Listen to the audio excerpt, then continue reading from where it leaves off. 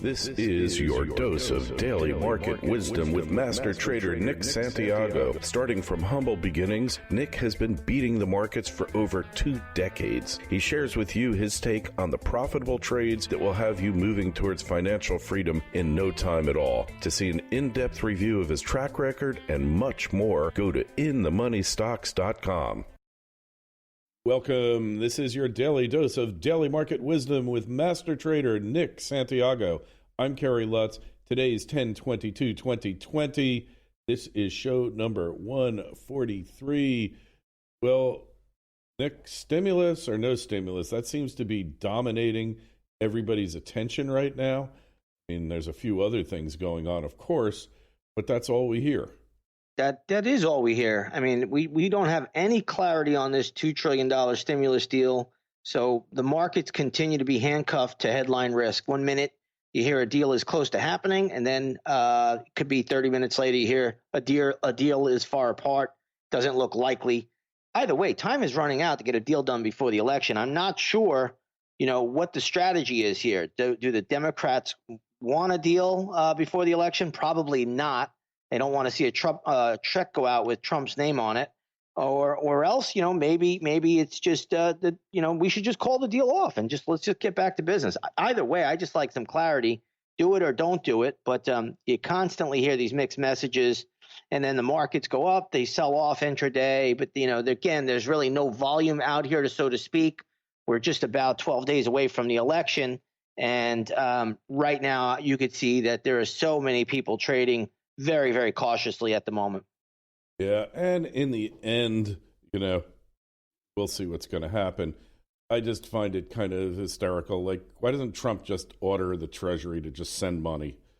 And that's what he did with the unemployment. He could do it. He could find some emergency fund somewhere to send everybody a $1,200 check, or at least the Robin Hood traders. Right? Well, I guess that could be what happens. So, I mean, right now, it'll be more of a line item type stimulus deal that President Trump probably has to go ahead and issue an executive order. But again, there's just the fighting between the Congress and the Senate will remain, pretty much butting heads throughout this entire election. We'll see where it goes. I have no idea at this stage of the game what's going to happen here. We could hear a headline, in the next hour saying, hey, we got a deal done. It just really comes down to politics. If it benefits them, they'll do it. If it doesn't benefit them, they'll just leave it alone. Yeah, I'm inclined to agree with you. Well, at least we got some okay news on the unemployment front. Yeah, the unemployment front was a little bit better today. Weekly initial claims report was released this morning. Report showed that there was 787,000 new claims. That number is a lot less than what was expected. I believe it was 880,000 where it was the expectation. So that was much better than expected. The continuous claims for the week ending October 10th decreased by 1.024 million to 8.373 million. So right now we're seeing some improvements, and it's slow, but it's steady. And again, if these other states would start opening up, I mean, we could, probably get these numbers down dramatically. But these politicians just refuse to do it. Yeah, and now we got tens of thousands of doctors saying masks are bogus. They don't help. They don't stop the spread. They're actually hazardous to your health. I've heard this from a number of doctors. People have gotten heart attacks, strokes, supposedly from wearing masks, not getting enough oxygen. I'm not saying don't wear the mask. I'm just saying you can't just take what they're telling you blindly. Well, if you remember, when this all started, the story was not to wear masks. Masks are bad for you. Then all of a sudden, it came to where masks are good for you. Funny thing is, my neighbor is a surgeon, and he has to wear a mask basically every day when he does surgery. And he says, these masks are ridiculous. They're not good for you. I can't wait for the surgery to be over just to take off the mask. Yeah. Yep. It's very true. But I guess that's just one doctor's opinion. Yeah, it's a lot of doctors' opinions. But there's only one doctor that really counts, and that's Dr. Fraudshi. That's pretty much it these days. So we'll see where his the guy's 80 years old now. So I mean, how much time does he have left to do this? Unless he's got eternal life here. But yeah, I mean, he's flip flopped on everything from the numbers, from the masks. I mean, you name it, he's flip flopped on everything. So who knows what to believe here?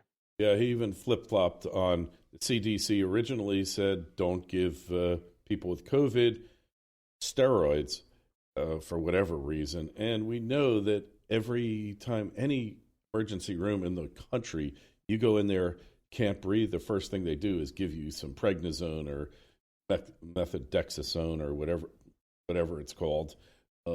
That's the standard operating procedure. And now they found that it saves, a third of the people from dying. So in any event, back to the financial news, gold and silver taking a breather today. Yeah, gold and silver are pulling back today. You got the GLD, which is the gold ETF, down about $2.64. Looks like we have gold futures at the moment down about $32, which is about a 1.6% decline. Silver today down about 68 cents. That's about a 2.7% decline. But again, it just goes back to what I've been saying almost every day, is that we're going to just get backing and filling. Every you could get a rally one day in the precious metals, and then you move down the next day, or you get a 2-day pop, and then you go down and drop for a day or two. It's just backing and filling, and that's what you really want to see if you're bullish gold. I can't overstate it enough. I love what gold is doing here. I have not participated in it. I have not picked it up yet, but I will be when the pattern completes itself. But you got to just be patient out here. You're just going to get a lot of chop. That's kind of the way it goes. I think the precious metals are trading right in line, almost in lockstep with the major indexes right now. Now, at some point that can change, but that's what it's doing right now. It's just dancing around up and down. So, just let that consolidation take place, because that's exactly what's happening. Yeah. And like you say, it's up one day, down the next. There's no more than like a 2-day pattern for any of this. So I guess traders just stepping back from this and just waiting. Cautions the byword. Well, yeah, especially in the precious metals. You had a massive run. People don't realize it sometimes. They just want instant gratification in the market, and I think that's a terrible thing. But, in 2018, gold was underneath $1,200 an ounce. It went all the way as high as $2,089, almost $2,100 an ounce in the month of August. That's a tremendous, tremendous rally. Now it needs to digest. It's much, much better looking chart than when it peaked out in 2011 and it made a complete reversal bar in September and October. And then it, basically put in some lower highs and cratered all the way down to 2015. This time what gold is doing, it's making what we call a bullish inside bar on a monthly chart basis. And that's a really, really strong positive pattern. And again, unless that breaks, you let that consolidation take place, and then it becomes another buying opportunity with a lot higher price for the precious metals. Okay, and that inside bar pattern, you've mentioned that a number of times, and it's just staying right in there. So it's staying like in this narrow channel, right around 1930 down to 1895, just staying right in there. You could almost set your watch to it. When it starts getting towards the top, it's going to come down, but it's going to break that channel. And when it does, on the upside or the downside, probably on the upside, that's going to be hugely bullish. Absolutely. And here's the thing. This could pull back to 1800 and still have that bullish pattern. So, a lot of people don't realize sometimes these things take a long time to play out. Sometimes they don't take a whole lot of time to play out. But you look at the smaller time frames and you look for the signals that tell you it's about to make a bigger move. And again, I haven't gotten that signal yet, but when I do, I'll be stepping into it. I love to play the precious metals. I own physical gold and silver bullion myself personally, and I have for many, many years. And again, I continue to hold them. I never sold a single ounce of my physical metals. So you just watch the pattern, you let it tell you what to do.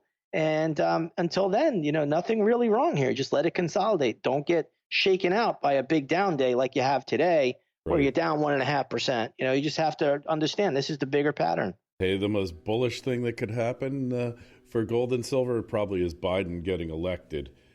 And if gold has any predictive ability here, it's not really saying that. But honestly, it doesn't matter who's president. The die for precious metals is cast.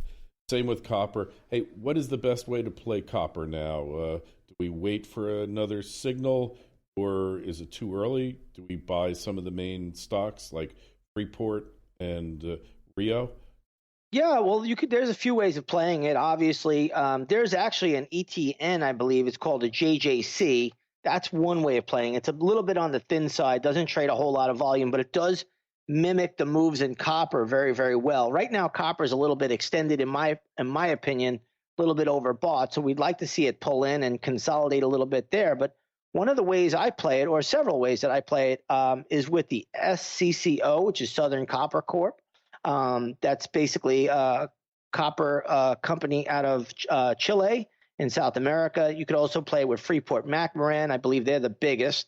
So again, copper and gold there, ticker symbol FCX. And then you could trade it with RIO or BHP. Those are some other plays. And then I believe Tech Resources, TECK, is another way to play it there. But at the moment, I'd like to see the metal itself, copper futures. I'd like to see them pull back a little bit and consolidate. And then I think get another buying opportunity there. We've traded copper this year via those vehicles that I mentioned very, very successfully. But right now, I just exited a SCCO trade recently, and now I'm just waiting for another pattern, and then I'll be looking to get back in there. Hey, that $3 a pound mark is really a major, major mark, because more mines become cost effective once it breaks $3. But if you remember, we talked about this, I think, a while ago. Kyle Bass bought a warehouse full of nickels, because back in 2011, a nickel was actually worth 8 cents. And we're getting to the point now where a nickel, in terms of its metal content, its melt value, metallic content, is worth about 4 cents. So it's going to take very little to see that your 5 cent piece, your nickel, Jefferson nickel, is going to be worth more than that.